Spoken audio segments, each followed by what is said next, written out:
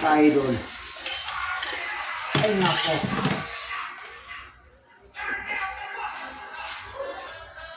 Magluto naman tayo mga ka-idol.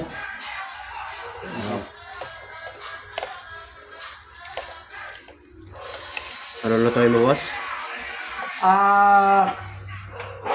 Good evening mga ka-idol. Magluto ko ngayon ng hipon sinigang. Sinigang na ipon. Yan ang sugpo, no? Oo. Ayan, ah.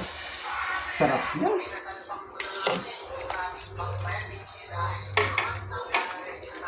Mga ka-idol.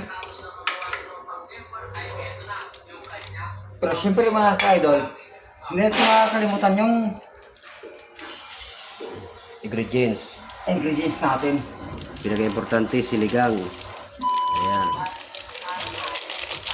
Dalawa yan mga ka-idol. Yan.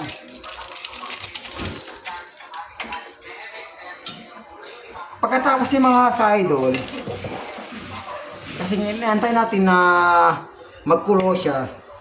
Pero syempre, isang natin ito. Anong tawag dyan, boss? Radish to. Radish. Sa Tagalog, Hindi ko alam eh. Pero pag sa pagluluto ng sinigang na hipon, ito rin yung pangunahin. Kasi nasa home. radish daw yan, mga idol. Di niya alam sa Tagalog. Balang na kayo. Pero syempre mga ka-idol, ayun na.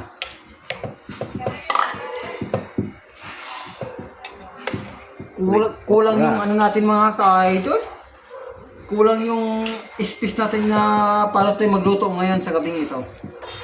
Pero ayos lang yan. Tapos, kangkong.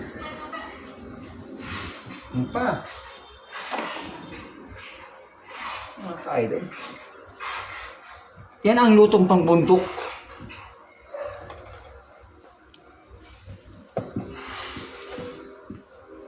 Yan mga ka-idol. Sarap nito. Mamaya